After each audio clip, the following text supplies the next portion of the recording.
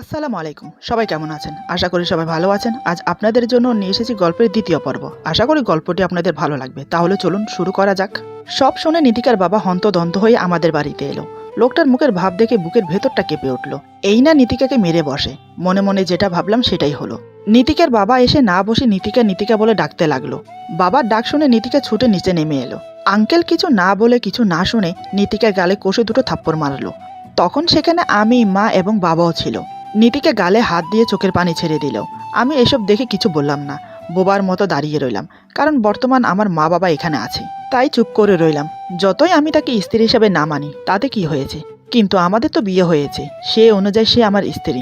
আঙ্কেলের এই আচরণ দেখে বাবা উঠে দাঁড়ালো। তারপর বলল, এটা কি করছিস তুই? মেয়েটাকে মারছিস কেন? ও বাচ্চা মানুষ, না জেনে না বুঝে একটা কাজ করে ফেলেছে। যে জায়গায় আমি মেনে নিয়েছি, তোর সমস্যা কোথায়? আঙ্কেল বলল, মানতে আমার কোনো সমস্যা নেই, কিন্তু ও আমাকে বলার দরকার ছিল। যখন আমি ওর জন্য ছেলে দেখছিলাম, কালও সে আমাকে বলতে পারতো, কিন্তু আমাকে কিছু না বলে সে তার নিজের ডিসিশন নিয়ে নিল। একবারও চিন্তা করেছে যে আমার বাবার মান সম্মান বলে কিছু আছে? ও অনন্তকে ভালোবাসে, ভালো কথা। অনন্তর মতন একটা ছেলেকে জামাই হিসেবে পেলে আমি অনেক খুশি হব, কারণ ওর মতো ছেলে হাজারে খুঁজলেও একটা পাওয়া যাবে না। আমার মেয়ের কপালের ভাগ্য, এমন ছেলেকে স্বামী হিসেবে পাবে সে। নীতিকা কান্না করতে করতে বলে, সরি বাবা, আমাকে মাফ করে দাও, আমার ভুল হয়ে গেছে। বাবা এসে আঙ্কেলের হাত ধরে সোফায় বসায়। তারপর বাবা আঙ্কেলের পাশে বসে। বাবা বলে, মাথা ঠান্ডা কর, যা হয়েছে তা আমরা বদলাতে পারবো না, কিন্তু আমরা এখন ওদের বিয়েটা ধুমধামের সাথে দেব। তারপর এটা সেটা বলে আঙ্কেলকে শান্ত করলো। আমি তখনও দাঁড়িয়ে ফেল ফেল করে তাকিয়ে দেখে যাচ্ছি। বাবা আমাকে উদ্দেশ্য করে বলে, আপনাকে কি আলাদা করে বলতে হবে? এসে শ্বশুরের পা ধরে সালাম করেন। আমি কিছু না বলে গিয়ে সালাম করি।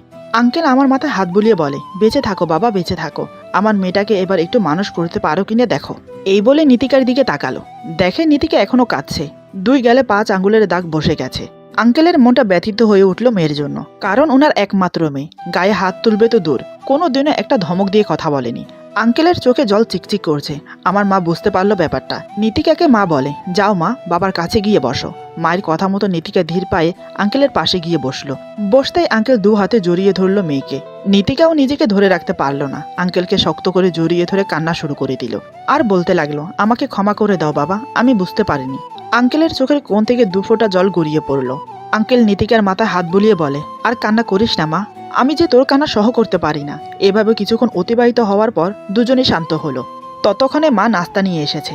মাকে নাস্তা আনতে দেখে আঙ্কেল বলে, আবার এসবের কি প্রয়োজন ছিল ভাবি? মা বলে, নতুন সম্বন্ধী হতে চলেছেন, আর এখন বর্তমান আপনি আমার ছেলের শ্বশুর, তাই এতটুকু আপ্যায়ন করাই যায়। বাবা বলে, এতটুকু কি বলছো? আজ ও আমাদের সাথে দুপুরে লাঞ্চ করে যাবে, তুমি ওর পছন্দের খাবারগুলো বানাবে আজ। আঙ্কেল অনেক আপত্তি করলো, আমরা কেউই শুনলাম না। মনে মনে আমি ভাবছি, কথায় আছে না, যত দোষ নন্দ ঘোষ, দোষী আমিও সমানভাবে, কিন্তু আমাকে কেউ কিছু বলল না। নীতিকার দিকে তাকিয়ে মায়া হলো, মেয়েটা আমার দিকে একবারও তাকাচ্ছে না।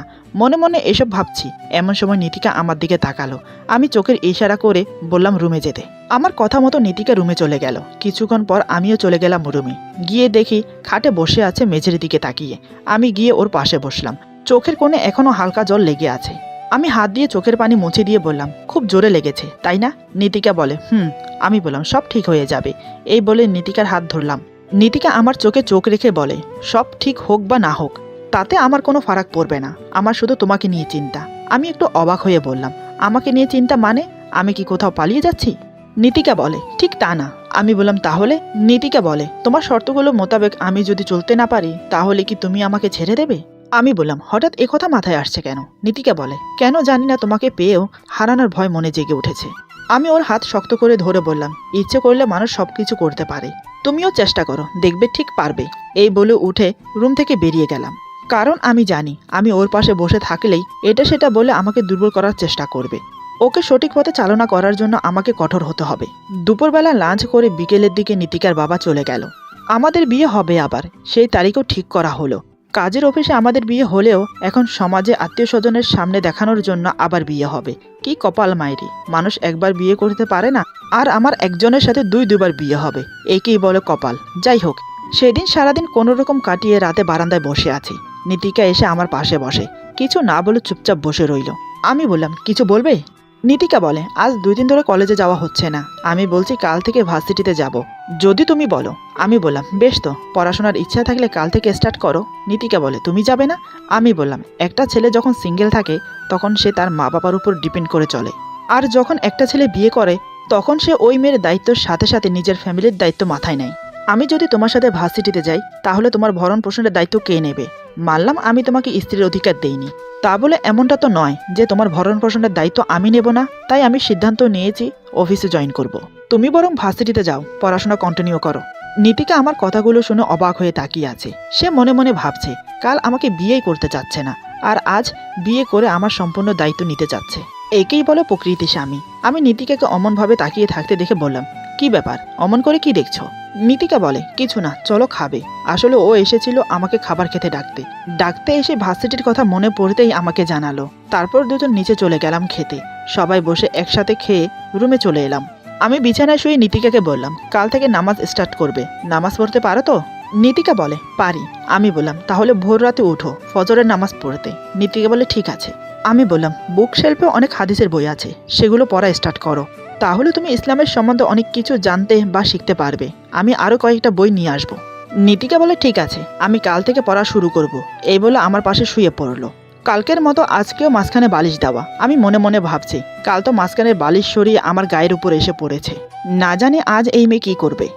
আমি মনে করতাম আমি বেশি নড়াচড়া করি, কিন্তু এই মেয়েকে দেখছি আমার থেকেও এক কদম আগে আছে। নানান কথা ভাবতে ভাবতে একসময় ঘুমিয়ে পড়ি। ভোর রাতে আজানের শব্দ শুনে ঘুম থেকে উঠে পড়ি। উঠে দেখি নীতিকা অগরে ঘুমোচ্ছে। আজ আর মাঝখানে বালিশ এদিক ওদিক হয়নি। ঘরে ডিমলাইট জ্বলছিল, তার আলোতে দেখলাম শ্যালোয়ার পায়ের উপরে উঠে গেছে। প্লাজো পরার কারণে এমনটা হয়েছে। কয়েক সেকেন্ড মনে মুগ্ধ হয়ে তাকিয়ে রইলাম ওর পায়ের দিকে। তারপর নিজেকে স্বাভাবিক করে শ্যালোয়ার নিচে নামিয়ে দিলাম। ধীরে ধীরে ওকে ডাকলাম। দেখলাম কাজ হলো। নীতিকা চোখ খুলে আমাকে দেখে ঝটপট উঠে বসে। তারপর চোখ মুছতে মুছতে বলে, কি হলো, সকাল হয়ে গেছে? আমি বললাম, না, মাত্র ভোর হলো, ফজরের আজান দিয়ে দিয়েছে, তুমি উজু করে এসো, নামাজ পড়বে। নীতিকা কিছু না বলে উঠে চলে গেল। ওর চেহারার ভাব দেখে বুঝতে পারলাম একটু বিরক্ত হয়েছে। আমি মুচকি হেসে উঠে ফ্রেশ হয়ে নিলাম। আজ জামায়াতে নামাজ পড়তে যাব না, কারণ নীতিকার সাথে পড়ব। সে যেন নিজেকে একাকিত্ব মনে না করে। নীতিকা উজু করে আসে, তারপর দুজন একসাথে নামাজ আদায় করি। আমি নামাজ শেষ করে আবার শুয়ে পড়ি, কিন্তু নীতিকা বসে আছে। আমি বললাম, কি ব্যাপার, বসে আছো কেন, শুয়ে পড়ো। নীতিকা বলে, আমার আর ঘুম আসবে না। আমি বললাম, তাহলে চলো ছাদে যাই, ভোরের সূর্যোদয় দেখি। নীতিকা বলে, চলো তাহলে। এরপর দুজন ছাদে গেলাম। ছাদে গিয়ে দেখি পূর্ব দিকের আকাশে সামান্য লালচে আভা দেখা যাচ্ছে। তার মানে সূর্য উঠতে এখনো বেশ সময় বাকি। এখনো অন্ধকার পুরোপুরি কাটেনি। ঠান্ডা বাতাস বইছে। ভোরের এই মিষ্টি বাতাসে প্রাণ জুড়িয়ে এলো। বেশ মনোরম পরিবেশ। নীতিকা বলে, আমার জীবনে এই প্রথম সূর্যোদয় দেখব। আমি বললাম, তাই বুঝি? আমি দেখেছি অনেকবার, তবে আজকের দেখাটা একটু অন্যরকম। নীতিকা বলে, অন্যরকম মানে? বুঝলাম না। আমি বললাম, এর আগে যতবার দেখেছি ততবার আমি একাই ছিলাম, কিন্তু আজ এই প্রথম তোমার সাথে সূর্যোদয় দেখব, তাই অন্যরকম একটা ভালো লাগা কাজ করছে। নীতিকা বলে, দুজন পাশাপাশি দাঁড়িয়ে সূর্যোদয়ের অপেক্ষা করছি, আর এটা সেটা নিয়ে গল্প করছি। হঠাৎ নীতিকা আমার হাত শক্ত করে ধরে বলে, এই, ওই দেখো সূর্যোদয় হচ্ছে, কি সুন্দর, তাই না? এই বলে একদম আমার গা ঘেঁষে দাঁড়ায়। আমি সূর্যোদয় না দেখে ওর দিকে তাকিয়ে রইলাম। ওর মুখে খুশির হাসি। দুই হাতে আমার হাত শক্ত করে জড়িয়ে ধরেছে। সামনের ছোট ছোট চুলগুলো এলোমেলো হয়ে মুখের সামনে এসে পড়ছে। ওকে দেখে আলাদা একটা অনুভূতি জেগে উঠল আমার মাঝে। এর আগে এমন করে কাছ থেকে কখনো দেখিনি ওকে। হঠাৎ নীতিকার চোখ পড়লো আমার দিকে। সে ভেবেছে আমার হাত অমন করে ধরার কারণে আমি তাকিয়ে আছি। সে তৎক্ষণাৎ আমার হাত ছেড়ে দিয়ে বলে, সরি, আসলে আমি বুঝতে পারিনি। মনে মনে অসন্তুষ্ট হলেও আমি বাইরে প্রকাশ করলাম না, বুঝতে দিলাম না আমার ভালো লেগেছিল। ততক্ষণে সূর্যোদয় হয়ে গেছে। আমি আকাশের দিকে তাকিয়ে বললাম, সূর্যোদয় তো হয়ে গেছে, তাহলে এবার নিচে যাওয়া যাক। নীতিকা বলে, ঠিক আছে চলো। তারপর দুজন নিচে নেমে এলাম। এভাবে বেশ ভালোই কাটছে দিন। নীতিকা এখন 5 ওয়াক্ত নামাজ পড়ে, কিন্তু হাদিসের বই পড়ে না, কারণ ওর বই পড়ার অভ্যাস নেই। তাই পরামর্শ নেওয়ার জন্য ওর চাচাতো বোন আসমাকে ফোন দিল। অনেকদিন পর নীতিকার ফোন পেয়ে আসমা রিসিভ করলো। আসমা বলে, আসসালামু আলাইকুম, কিরে কেমন আছিস? নীতিকা বলে, ওয়ালাইকুম সালাম, ভালো, তুই কেমন আছিস? আসমা বলে, আলহামদুলিল্লাহ ভালো। তা হঠাৎ এতদিন পর আমার কথা মনে পড়লো, নিশ্চয়ই কোনো সমস্যায় পড়েছিস? নীতিকা বলে, সমস্যা বলতে সমস্যা, অনেক বড় সমস্যা, একমাত্র তুই পারিস সমাধান করতে। আসমা বলে, কি হয়েছে খুলে বলতো? নীতিকা বিয়ে থেকে শুরু করে সব খুলে বলল। সব শুনে আসমা তো অবাক, কারণ সে জানে না নীতিকার বিয়ে হয়েছে, আর নীতিকাও জানায়নি। আসমা একটু রাগের সাথে ঝাঁঝিয়ে বলে, তুই বিয়ে করে নিলি, অথচ আমাকে একটিবার জানানোর প্রয়োজন মনে করলি না? আমি কি তোর কেউ না? সেই ছোট থেকে একসাথে বড় হয়েছি, কখনো নিজেদের মধ্যে গোপনীয়তা বলে কিছুই ছিল না। আর আজ এত বড় একটা ঘটনা ঘটে গেল, তুই আমাকে বললি না। নীতিকা বলে, সরি বোন, আমার ভুল হয়ে গেছে, মাফ করে দে। দেখ, সবকিছু হঠাৎ হয়ে গেছে, তাই কাউকে জানাতে পারিনি। তবে আবার আমাদের বিয়ে হবে, খুবই ধুমধামের সাথে, তখন কিন্তু তোকে আসতেই হবে। আসমা গম্ভীর হয়ে বলে, আমি আসবো না। নীতিকা বলে, না আসলে উঠিয়ে নিয়ে আসবো। আসমা বলে, সে পরে দেখা যাবে, এখন বল তোর কি সমস্যা। নীতিকা বলে, অনন্তর খবর তো তুই জানিস, ও একটু ধার্মিক প্রকৃতির ছেলে, কিন্তু আমি তার বিপরীত। এখন সে আমাকে এক কথাই বলে দিয়েছে, ও যেমন মেয়ে পছন্দ করে আমাকে তেমনভাবে গড়ে উঠতে হবে, তা না হলে আমাকে স্ত্রী হিসেবে কখনোই মেনে নেবে না। কথাটা সে বিয়ের আগেই বলেছে আমাকে, কারণ সে রাজি ছিল না এই বিয়েতে। এক পর্যায়ে জোর করে ওকে বিয়ে করেছি, এখন আমাকে ওর মনের মতো হয়ে উঠতে হবে।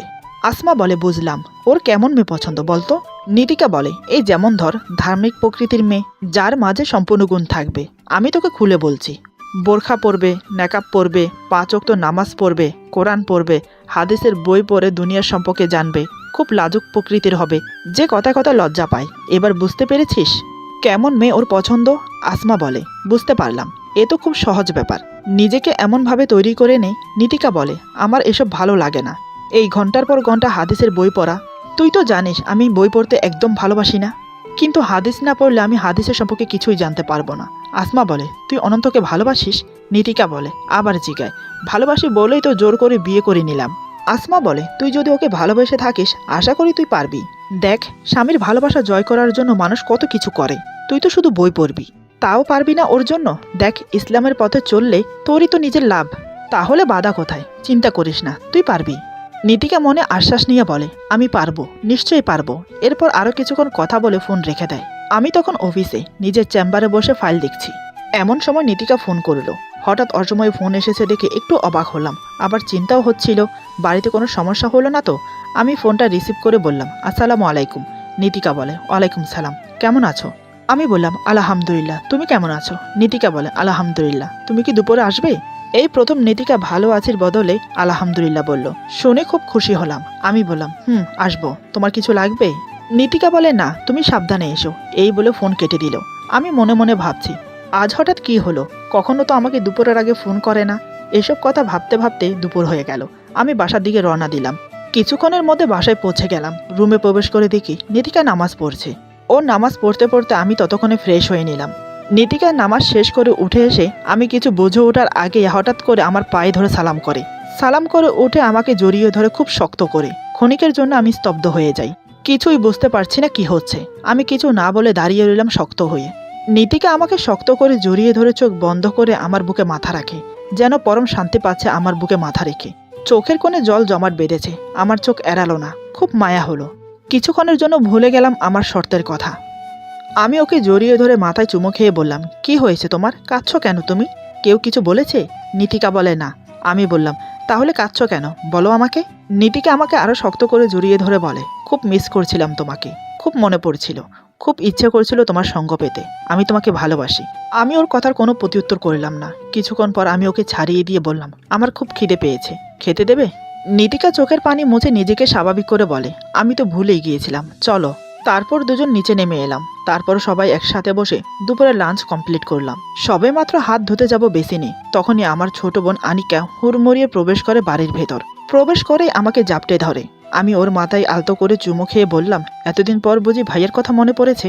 আনিকা বলে, সব সময় মনে পড়তো তো, কিন্তু কি করব, আসতে দিলে তো আসবো। তারপর আমাকে ছেড়ে দিয়ে মা বাবার কাছে যায়। মা বাবা দুজন তো ওকে দেখে খুব খুশি। হঠাৎ আনিকার চোখ পড়ল নীতিকার দিকে। ওর দিকে তাকিয়ে থেকে মাকে বলে, মা, এই আপুটাকে আগে তো কখনো দেখিনি। মা বলে, এ হচ্ছে তোর ভাবি। এই কথা শুনে আনিকার চোখ কপালে ওঠে। সে অবাক হয়ে বলে, কি, ভাইয়া বিয়ে করেছে, অথচ আমি জানি না? মা বলে, বিয়েটা হঠাৎ করে হয়ে গেছে, তবে আবার ধুমধামের সাথে হবে। আনিকা আমাকে উদ্দেশ্য করে বলে, কি রে ভাইয়া, তলে তলে এত দূর, অথচ আমি জানি না? আমি কিছু বললাম না, কারণ আমার কাছে তার কোনো প্রশ্নের জবাব নেই। আনিকা এবার ছুটে নীতিকার কাছে গেল। তারপর নীতিকা কিছু বলার আগেই ওকে শক্ত করে জড়িয়ে ধরে বলে, কেমন আছো ভাবি? নীতিকাও আনিকাকে শক্ত করে জড়িয়ে ধরে বলে, আলহামদুলিল্লাহ, তুমি কেমন আছো? আনিকা বলে, তোমার মতো একটা মিষ্টি ভাবি পেয়েছি, ভালো না থেকে পারি? বাড়িতে আমার একটা সঙ্গী হলো। এই বলে নীতিকাকে নিয়ে ওর রুমে চলে গেল। আমি কিছু না বলে আমার রুমে চলে গেলাম। রুমে গিয়ে হেলান দিয়ে বসে আছি বিছানায়, আর ভাবছি নীতিকার কথা। কয়েকদিনে মেয়েটা কি অদ্ভুতভাবে নিজেকে পরিবর্তন করেছে। এখন ওকে দেখলে বোঝা যায় না যে ভার্সিটির একটা চঞ্চল মেয়ে ছিল সে। এত পরিবর্তন কি আমার জন্য? সত্যি কি ও আমাকে ভালোবাসে? মনে হয় হয়তো। এসব ভাবছি এমন সময় নীতিকা রুমে আসে, এসে আমার পাশে বসে। আমি বললাম, কেমন গল্প করলে আমার ছোট বোনের সাথে? নীতিকা বলে, বেশ ভালো, তোমার বোনটা অনেক ভালো। আমি বললাম, এভাবে দুজন আরও কিছুক্ষণ কথা বললাম। তারপর আমি উঠে ফ্রেশ হয়ে আবার অফিসে চলে গেলাম। আমি চলে যাওয়ার পর নীতিকা একটা হাদিসের বই নিয়ে বসেছে, বিশ্বনবী ও মা আয়েশার জীবন কাহিনীর বই। বিসমিল্লাহ বলে পড়া শুরু করে। স্বামী স্ত্রীর সম্পর্ক যত বেশি মধুর হবে, তাদের সাংসারিক জীবন তত বেশি সুখ শান্তি অর্জন হবে। একটি সংসারের সুখ শান্তি নির্ভর করে অনেকটাই স্ত্রীর উপর, কারণ একজন স্ত্রী যদি তার স্বামীর দায়িত্ব ও কর্তব্য সঠিকভাবে পালন করে, তাহলে সেই সংসারটা আরও মধুর হয়ে ওঠে। এই কারণে প্রত্যেকটা স্ত্রীর উচিত স্বামীর প্রতি কী কী দায়িত্ব রয়েছে তা জানা। একজন স্ত্রীর স্বামীর প্রতি অনেকগুলো দায়িত্ব ও কর্তব্য রয়েছে। স্বামীর প্রতি স্ত্রীর কী কী কর্তব্য আছে আসুন আমরা জানি। 1 নং, স্বামীর প্রতি স্ত্রীর অন্যতম একটি কর্তব্য হলো স্বামীর আনুগত্য করা, অর্থাৎ স্বামীর কথা মতো নিজের জীবনযাপন করতে হবে। একজন স্ত্রী যদি স্বামীর সঠিক আনুগত্য লাভ করতে পারে, তাহলে পরকালে সে জান্নাতে প্রবেশ করবে।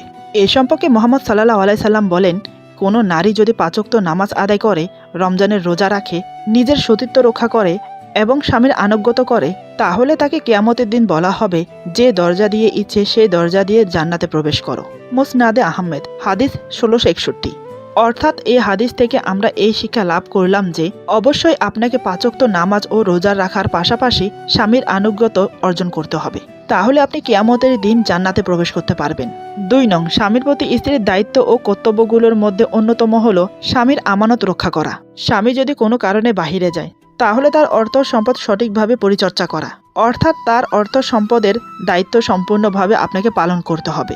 এছাড়াও বিশেষ করে স্বামীর অনুপস্থিতিতে নিজেকে অশালীন কাজ থেকে দূরে রাখতে হবে, অর্থাৎ নিজেকে পরকীয়া থেকে সবসময় বিরত রাখতে হবে।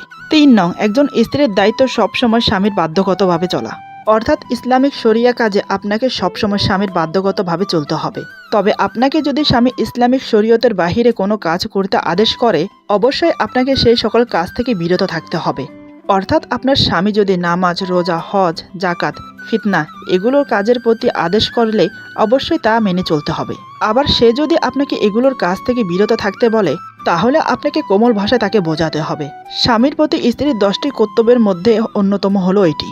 4 নং, আপনাকে অবশ্যই স্বামীকে সবসময় শ্রদ্ধা করতে হবে, এছাড়াও তাকে সবসময় ভালোবাসা দিয়ে আগলে রাখতে হবে।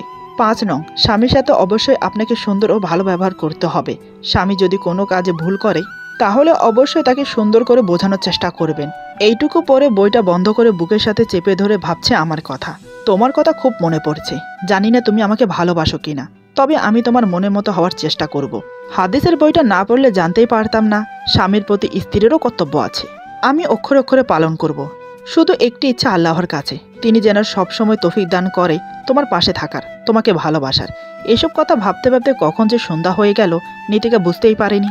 সন্ধ্যার পর আমি বাসায় ফিরলাম। নীতিকা বসে আছে সোফায়, আমাকে দেখে সাথে সাথে উঠে দাঁড়ায়। তারপর আমার পিছু পিছু রুমে চলে আসে, এসে আমাকে ঠান্ডা এক গ্লাস পানি এগিয়ে দেয়।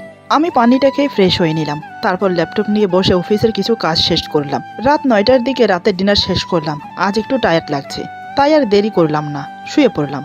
নীতিকার সাথেও তেমন কথা হয়নি আজ। সেও চুপচাপ আমার অপর পাশে শুয়ে পড়ে।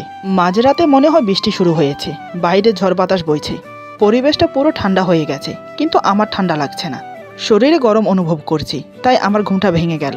চোখ খুলে ডিমলাইটের আলোতে দেখি নীতিকা আমার টি শার্টের ভেতরে 2 হাত দিয়ে শুয়ে আছে।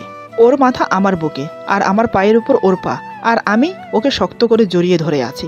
ব্যাপারটা কি হলো? এমনটা তো হওয়ার কথা ছিল না। মাঝখানের বালিশগুলো গেল কোথায়? এপাশ ওপাশ চোখ বুলিয়ে দেখি বালিশগুলো মেঝেতে পড়ে আছে। বালিশগুলো কে ফেললো? আমি না ও? কে জানে বাবা, কিছু মাথায় আসছে না। তবে আমার কাছে নীতিকাকে বুকে পেয়ে বেশ ভালো লাগছে, অনেকটা শান্তি অনুভব করছি। আমি ধীরে ধীরে টি শার্টের ভেতর থেকে ওর হাত দুটো বের করে আমার উপরে রাখলাম, জড়িয়ে ধরার ভঙ্গিমাতে। ঠিক তখনই নীতিকা নড়ে চড়ে আমাকে জড়িয়ে ধরে। দুজনের শরীর এখন মিশে একাকার। মনের ভেতরে অন্যরকম একটা অনুভূতি কাজ করছে। ইচ্ছে করছে ওকে আরও কাছে টেনে আরও আদর করি। ঠিক তাই করলাম।